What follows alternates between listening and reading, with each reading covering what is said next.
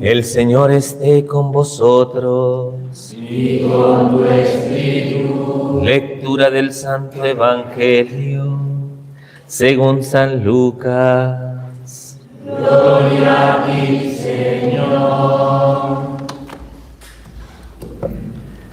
En aquel tiempo, Jesús dijo esta parábola a algunos que confiaban en sí mismos por considerarse justos y despreciaban a los demás.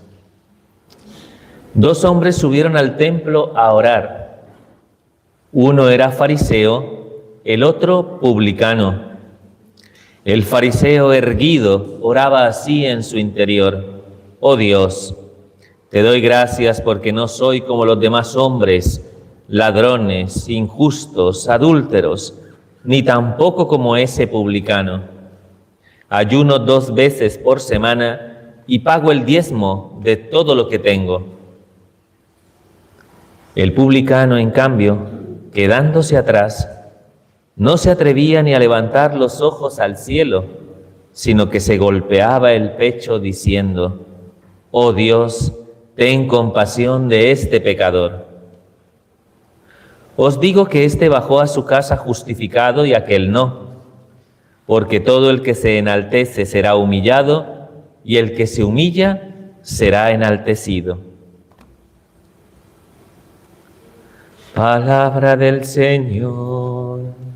Gloria a ti, Señor Jesús. Envía tu Espíritu, Señor, serán creadas todas las cosas.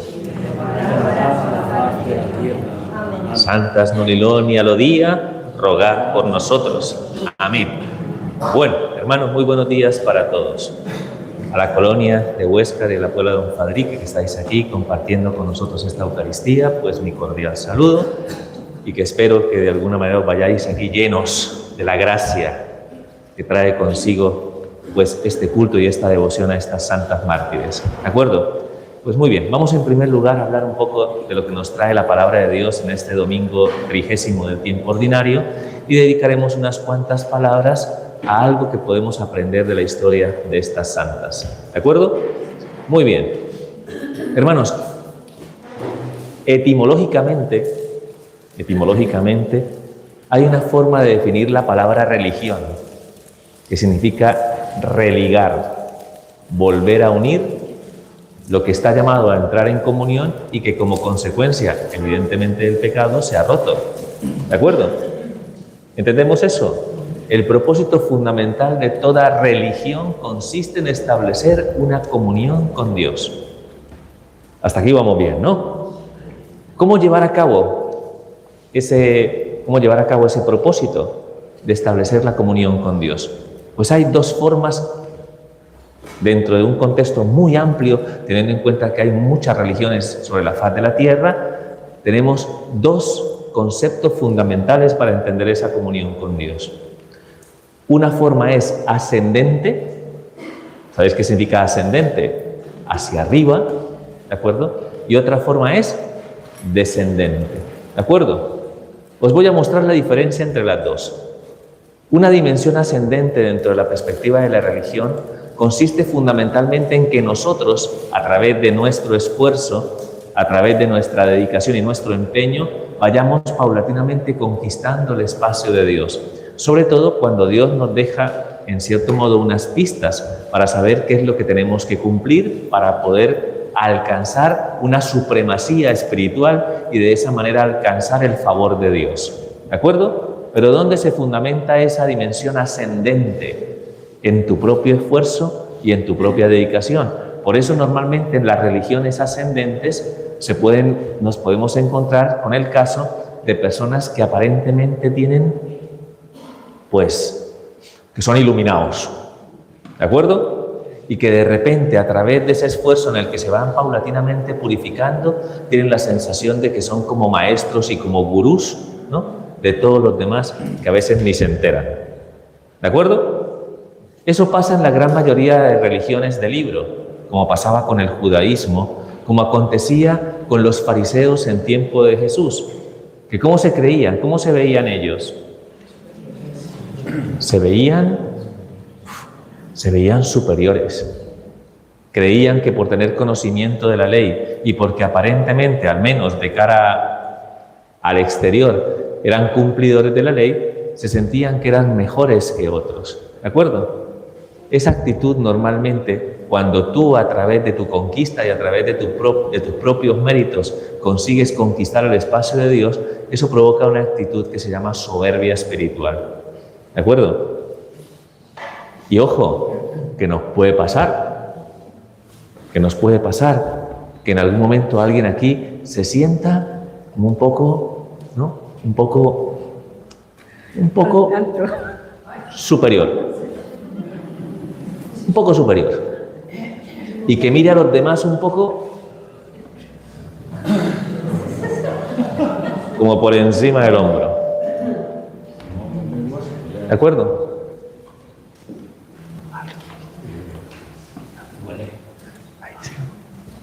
Entonces, ¿entendéis esto?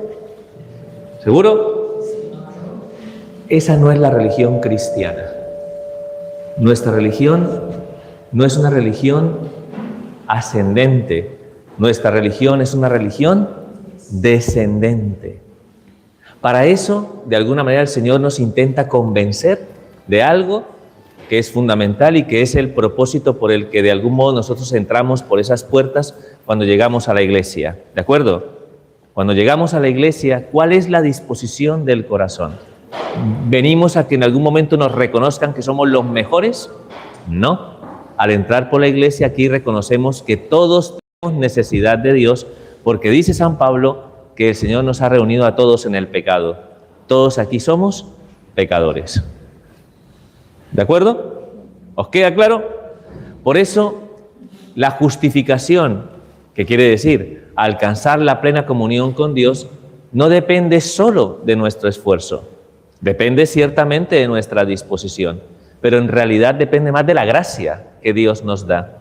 Por eso el Señor se abaja a nuestra frágil condición para ofrecernos su gracia, para ofrecernos su fuerza, para ofrecernos su consuelo, para que con las herramientas que Dios nos da, nosotros podamos desarrollar eso que pretende toda religión, que es establecer la comunión con Dios.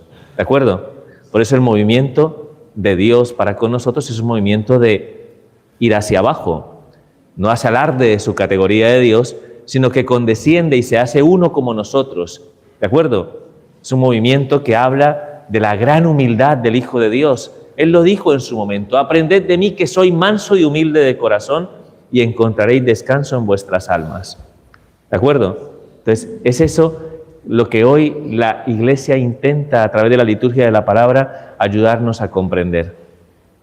Que la vida espiritual, que el desarrollo de nuestra religión no es una cuestión de excelencia y de irreprensibilidad, es cuestión de conciencia de debilidad.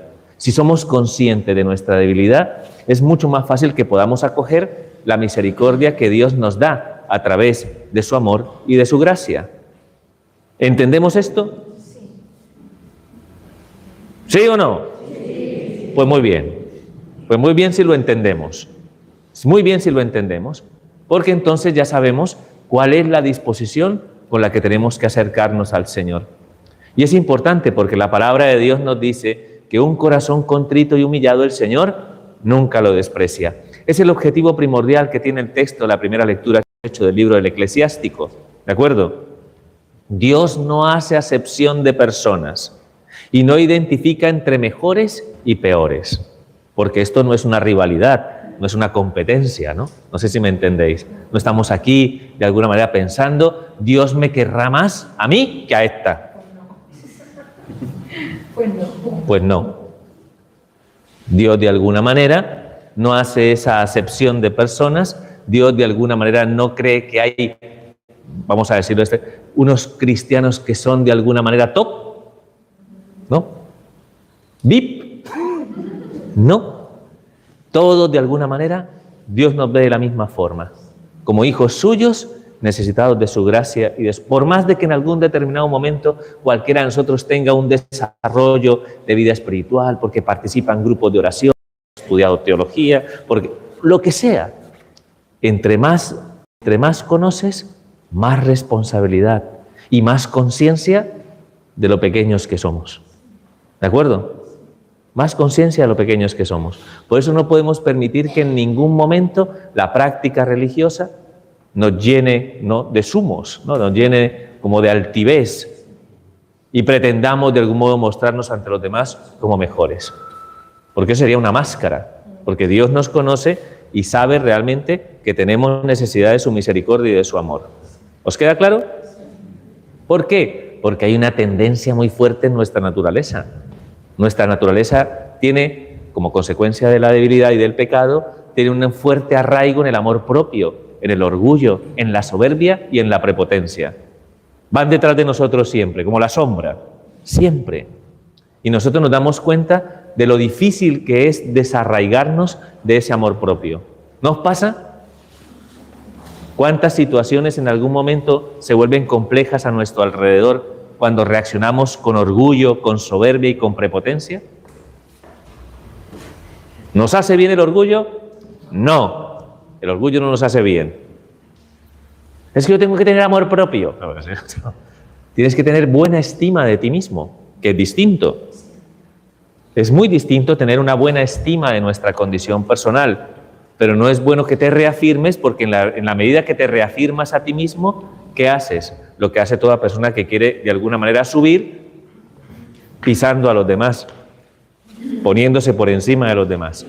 Y eso no procura ningún bien, y es contrario a la caridad cristiana, ¿de acuerdo? Porque el amor de Dios es un amor que nos invita a ser humildes, ¿de acuerdo? Por eso el libro del Eclesiástico dice que el Señor de algún modo se fija en sus hijos y de algún modo reconoce el corazón que es humilde y pequeño. Y dice que la oración del humilde llega hasta el cielo, porque alcanza el favor de Dios. De ninguna manera Dios, ¿no? De ninguna manera Dios se pondrá del lado del soberbio y del orgulloso. Todo lo contrario. Dentro del Eclesiástico se habla de los huérfanos y las viudas, de las que mucha gente se aprovechaba en tiempos de Israel por su condición frágil y pequeña. Puede pasar que en una sociedad nos aprovechemos, saquemos tajada de los más débiles y de los más pequeños.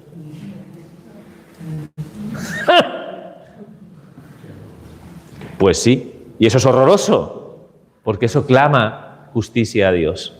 ¿De acuerdo? Yo defenderé al huérfano y a la viuda. ¿Qué quiere decir?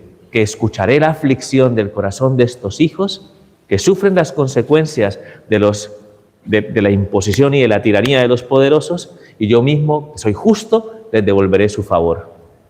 Porque de alguna manera, ¿no?, entendemos que la lógica de la palabra de Dios nos lleva a entender eso último con lo que termina el Evangelio de este día, que el Señor derriba del trono a los poderosos y enaltece a los humildes, que los soberbios serán humillados y que los humildes serán enaltecidos.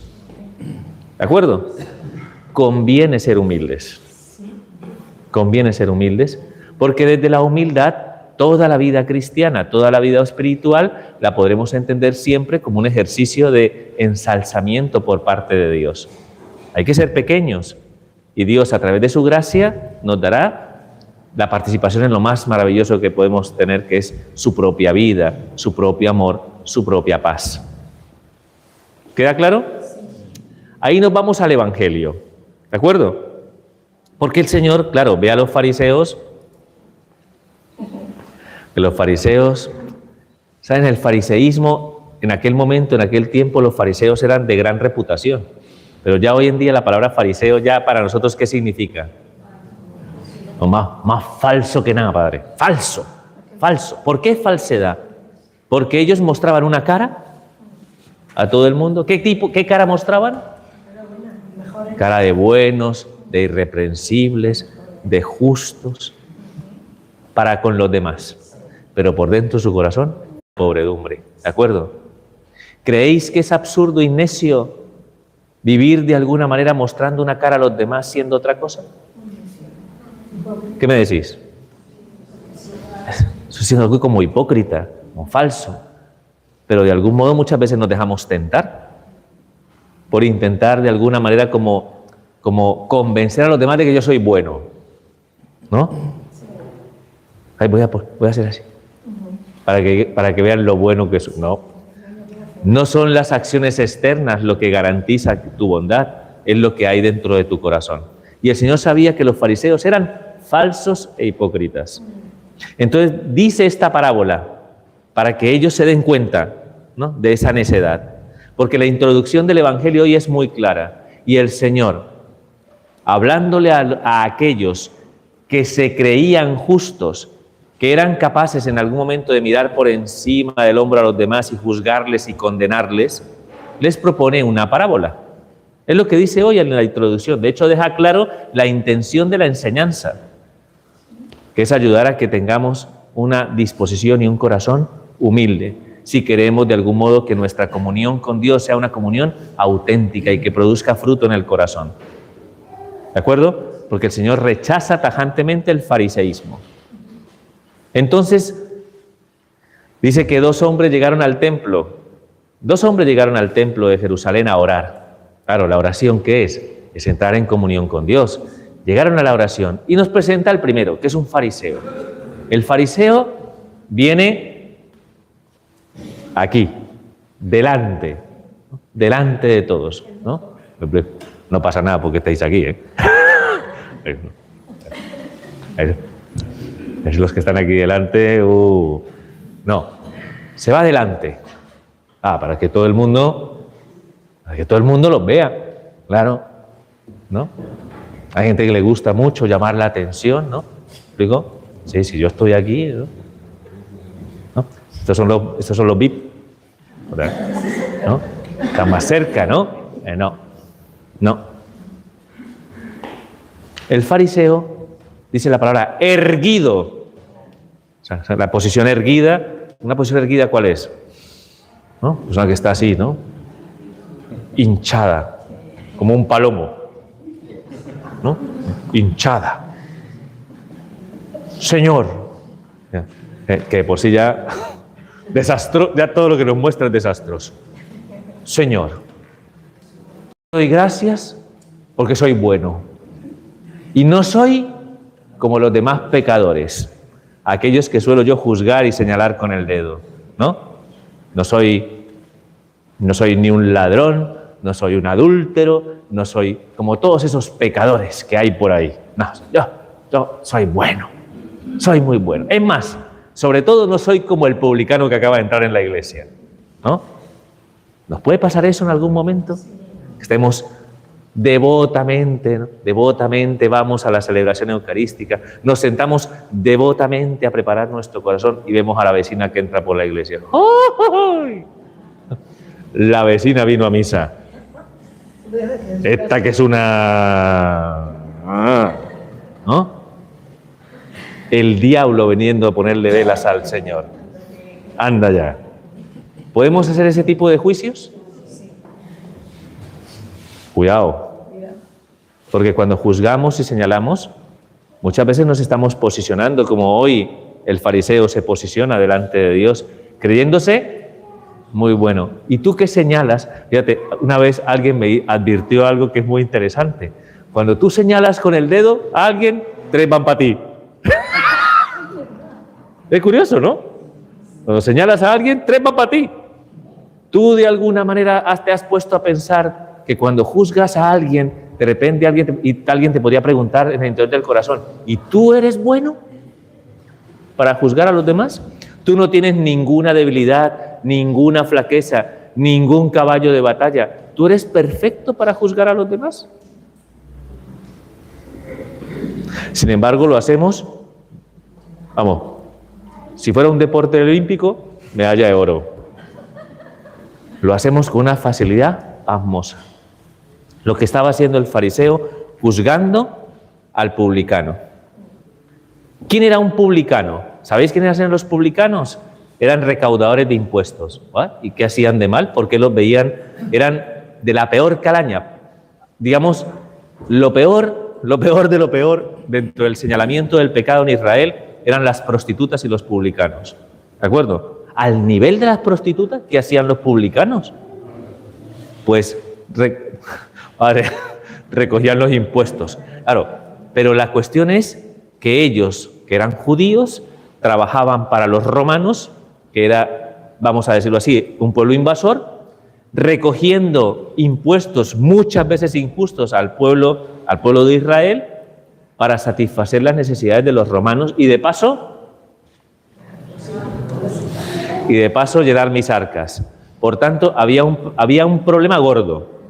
Además de tener un problema de ambición, de codicia, de amor al dinero, traicionaban a su pueblo. Por eso el pueblo los despreciaba, porque eran traidores.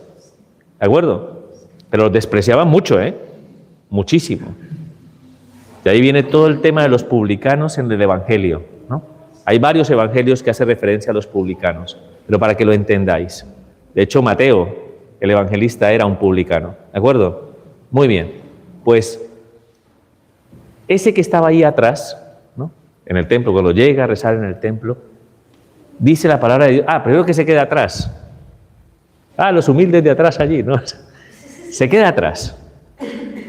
Y no se atreve, fíjate, el otro estaba erguido, ese no se atreve ni a levantar la mirada al cielo. ¿De acuerdo? Y simplemente, siendo consciente de que tiene un problema en su corazón, porque él sabe que tiene un problema en su corazón, sabe que no puede remediarlo él, porque el problema le gana, diríamos, es esclavo del dinero. Nos pasa muchas veces que uno a veces quiere realmente y muchas veces no puede liberarse de aquellas cosas que nos atan. Pero él, con su corazón humillado, delante de Dios le dice: Señor, ten piedad de mí que soy un pobre pecador. Ten piedad. ¿Qué es lo que le está diciendo? Señor, yo no puedo. Ayúdame. Ayúdame a salir de la situación en la que me encuentro. Ayúdame a vencer la resistencia que hay en mi corazón. Porque es que en definitiva, cuando el corazón es esclavo, el corazón no es feliz. El corazón no es feliz. Y le está pidiendo al Señor: Señor, ten compasión y misericordia de mí. Teniendo en cuenta las dos oraciones, dice el Señor: adivinad a quién escucha Dios de estos dos. Dice: a este ni sabe, ¿no? quién es Dios, ni le escucha. Pero al otro, dice, el Señor, ese que estaba ahí atrás, suplicando que el Señor tuviera misericordia, se fue justificado a su casa. ¿Qué quiere decir? Que el Señor le dio la gracia que necesitaba. Lo cual quiere decir que lo que el Evangelio no nos cuenta es que este publicano pudo transformar su corazón. ¿Me explico? Pudo cambiar su situación. ¿Por qué? Porque se mostró humilde delante de Dios.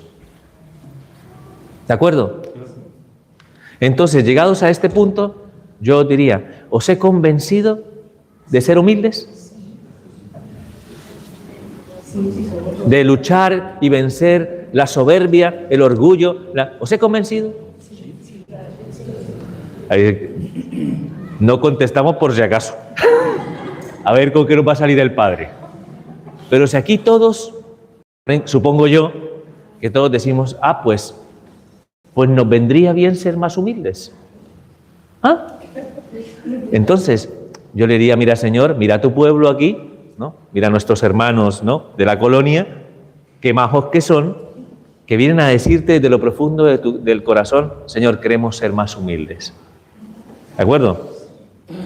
Y sabéis que el Señor le alegra, ¿no?, esta súplica. Hay una ejaculatoria muy bonita que dice: Jesús, manso y humilde de corazón, haz mi corazón semejante al tuyo. Muy bonita plegaria, donde estamos pidiendo tener un corazón humilde. Pero ¿sabéis algo? ¿Cómo ganamos nosotros humildad en esta vida? Ganamos humildad con las humillaciones. A ella no nos parece tan buena la idea, ¿eh? A ella no nos gusta mucho la idea de que hayan humillaciones en nuestra vida, ¿de acuerdo? Y hermanos, las humillaciones no hay que buscarlas. No hay que buscarlas. Vienen solitas. Vienen solitas. Están presentes en nuestra vida. En todo momento y en toda circunstancia, el Señor nos está ayudando a bajar cuando tenemos mucho orgullo y mucha soberbia. Os voy a poner ejemplos.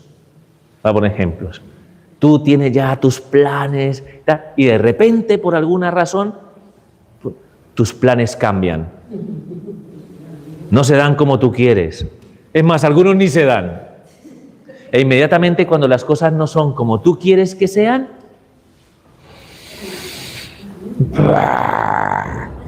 Se despierta, ¿no?, la ira, ¿no? O caes sumergido en una profunda tristeza y desilusión y desesperanza. A ver, hundido. Mira, hace poco estuve en Asís. No sé si alguien ha tenido la oportunidad de estar en el santuario de Asís. Y allí, en Asís, cuando vas llegando a la Basílica de San Francisco, hay una imagen de un caballo con un jinete montado en el caballo y el jinete va así.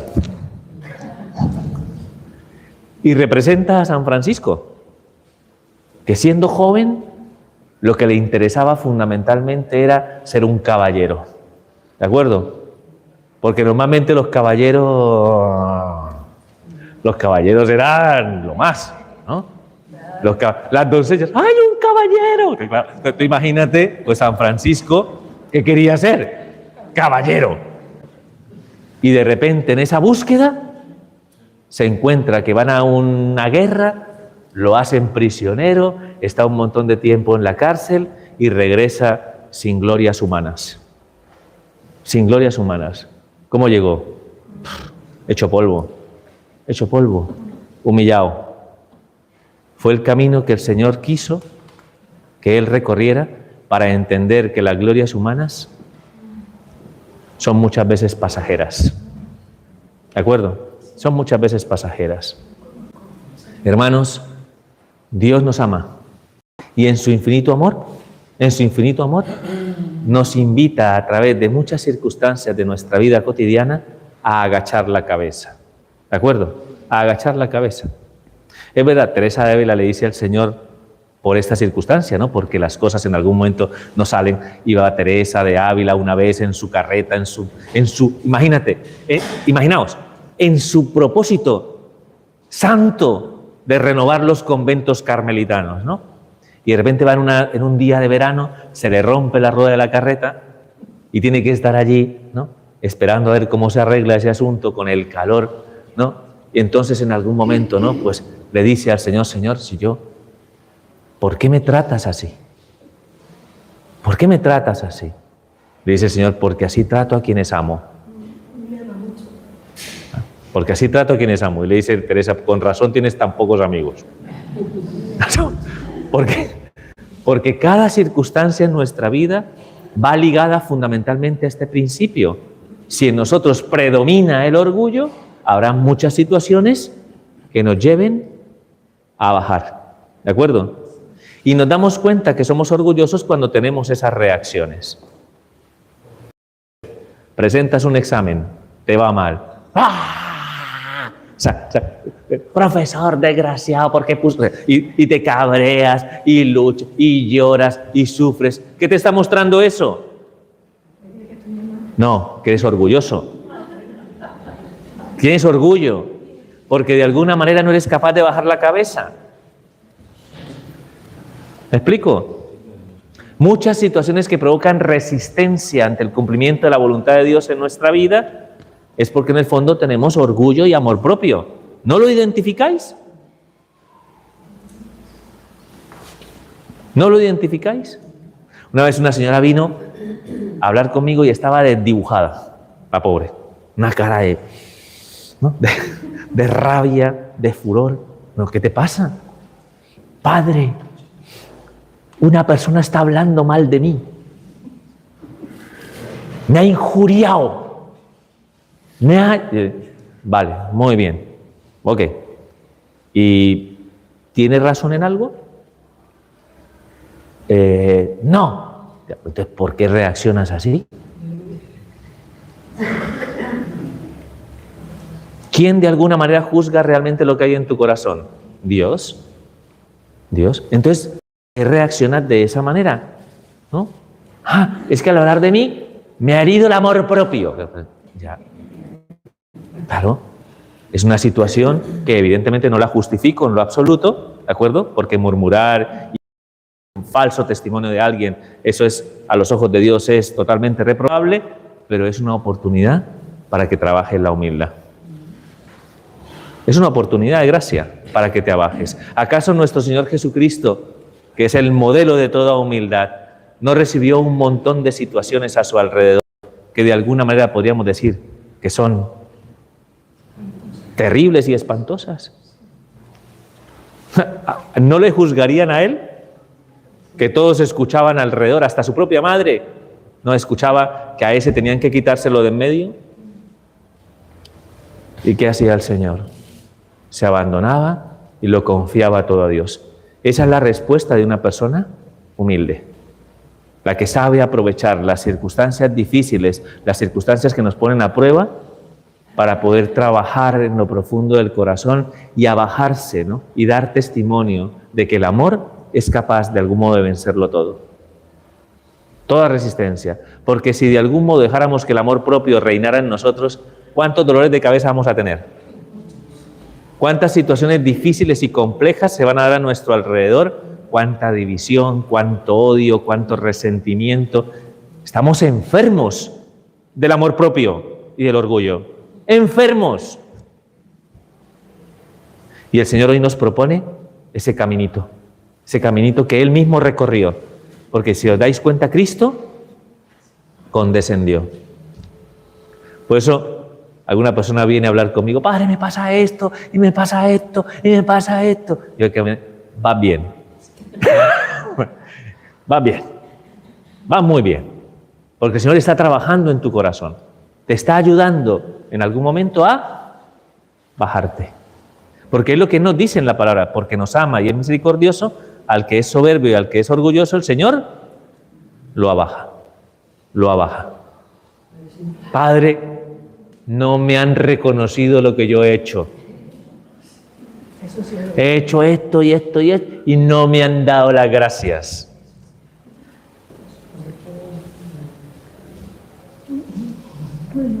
Pero porque lo has hecho. ¿Qué es lo que esperas? ¿Reconocimientos? ¿Lores? ¡Qué bien que lo has hecho! ¿Que todo el mundo se entere o que se entere Dios? ¿De cuántas cosas nos trabaja el Señor? Simple y llanamente ayudándonos a que nos situemos desde la perspectiva de la pequeñez y de la sencillez del corazón. Nos evitaríamos muchos dolores de cabeza. Hermanos, termino en esta parte ya de la palabra de Dios. Termino con la segunda lectura. ¿Y para qué está esta segunda lectura? Es de la segunda carta de San Pablo a Timoteo. ¿De acuerdo? ¿Por qué está esta carta? Porque, si os dais cuenta, cuando la leáis de nuevo, dirá, ¿por qué está esta carta? La segunda lectura. Porque vemos cómo el Señor trabajó en el corazón de San Pablo para hacerlo humilde. ¿Y por qué sabemos que es humilde San Pablo? Por los frutos que se producen en él. San Pablo está en la cárcel, a punto de ser ajusticiado, a punto de ser sacrificado. Y San Pablo en ese momento, que podía, bueno, es una situación súper límite, San Pablo podría estar despotricando de todo. Y San Pablo en ese momento, en lugar de despotricar, dice: Señor, se acerca el momento en el que voy a hacer libación para ti.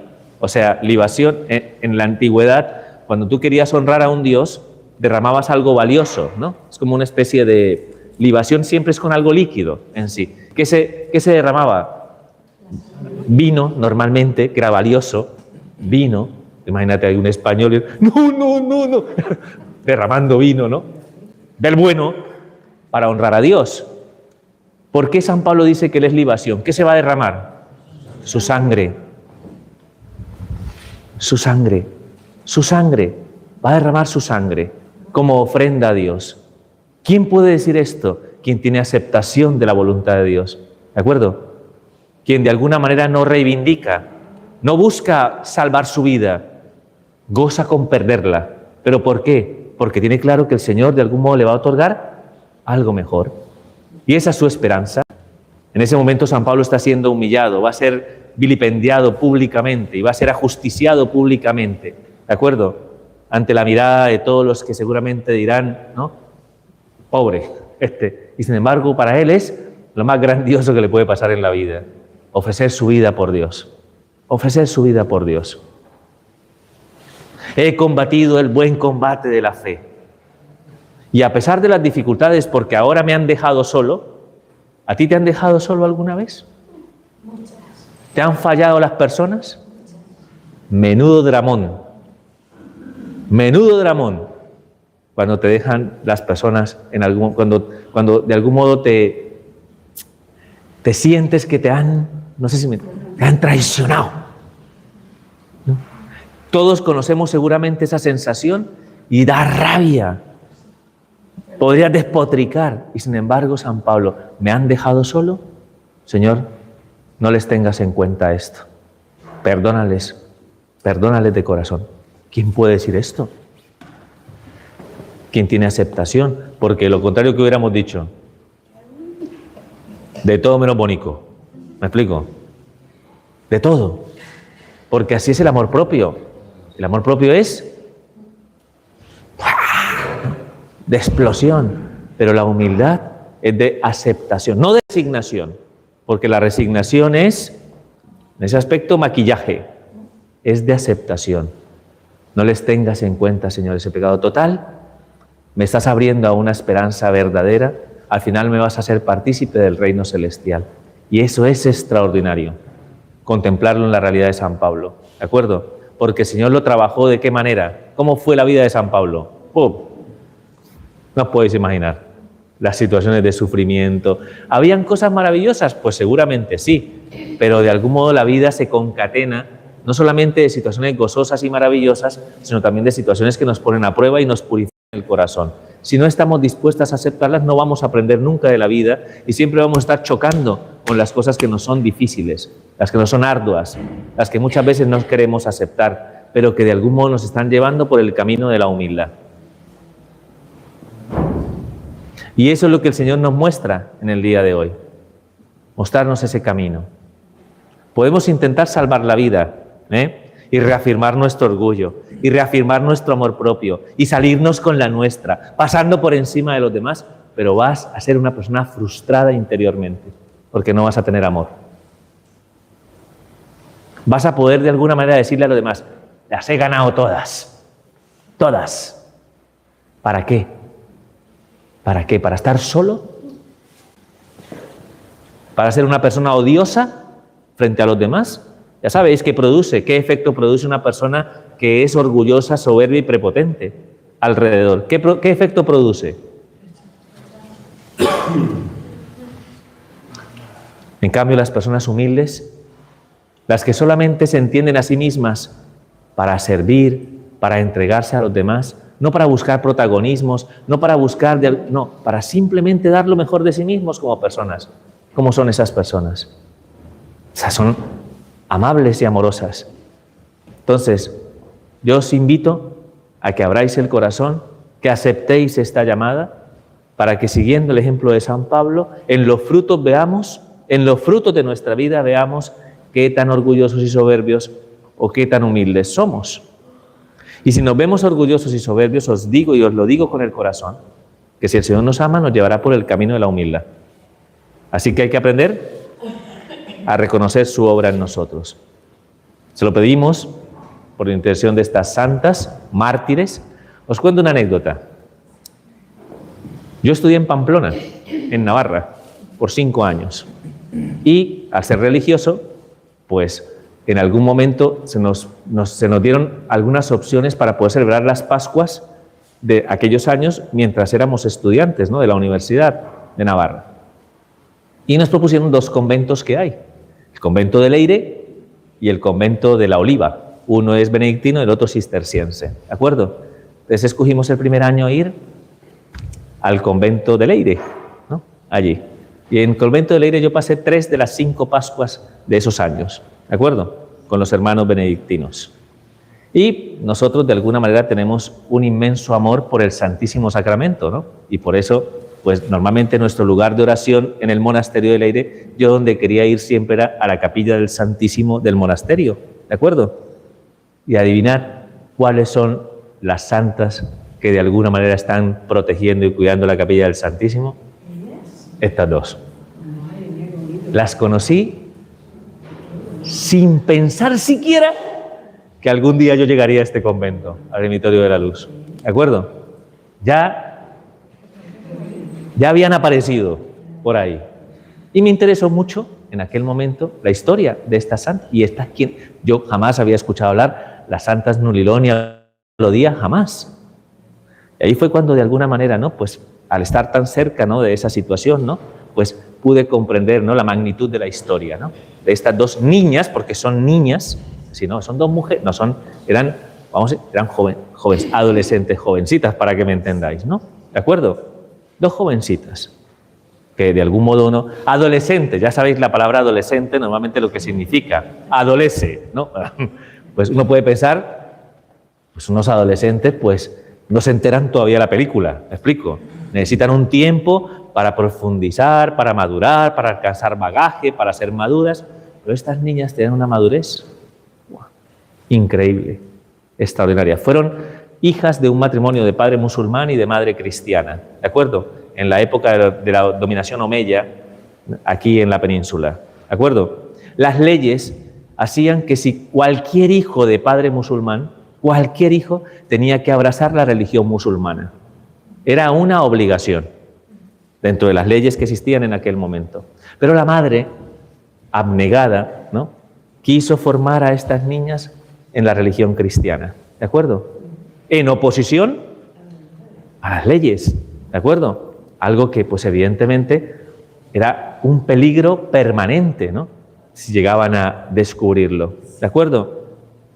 Dentro del desarrollo de los acontecimientos, muere su padre, ¿no?, pues luego muere su madre, quedan bajo el amparo de un tío suyo, ¿no?, un poco ávido de recoger las riquezas, ¿no?, y se da cuenta y las descubre que son cristianas y las denuncia, ¿no?, ante el gobernador, ¿de acuerdo? Estamos situados, ¿no?, en Huesca, ¿no?, Alquézar, ¿no?, esta zona, ¿no?, de la parte alta de Aragón, ¿de acuerdo?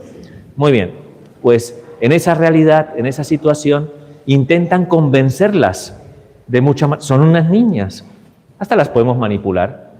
Vamos a intentarle ofrecerles prebendas, ¿no? Para atraerlas, ¿no?, a través de esas prebendas, ¿de acuerdo? Pero ellas no aceptaron, tenían claro en su corazón que no iban a renunciar a la fe en Cristo Jesús. ¿De acuerdo? Cogían a una, la otra ya, ¿no?, porque querían que abdicaran de su fe. La otra ya lo hizo. Mentira. Pero fueron fuertes, a pesar de esa manipulación, a pesar de esa exigencia. Primero fueron prebendas, luego fue ajusticiamiento lo que recibieron unas niñas tan pequeñas, y fueron valientes hasta el final. Finalmente entregaron su vida, ¿de acuerdo?, decapitadas, ¿no?, en el año 851, si no estoy mal, yo me corregí si en algún momento es en el siglo IX, después de Cristo, evidentemente. Y pues, claro, uno puede pensar, ¿por qué de algún modo su devoción, ¿no?, más allá de los milagros que se les atribuyen, ¿de acuerdo?, ¿por qué su devoción fue tan importante? Por el valor testimonial, como pasó con Santa Eulalia de Mérida, ¿me explico? El valor testimonial de unas niñas que fueron capaces en algún momento de preferir la muerte antes, ¿no?, de algún modo de salvar su vida, porque de algún modo tenían clara en su fe, ¿no?, que de algún modo, ¿no?, pues lo más importante, lo que vale la pena es lo eterno, ¿no?, es lo que de algún modo a lo que aspira fundamentalmente el corazón.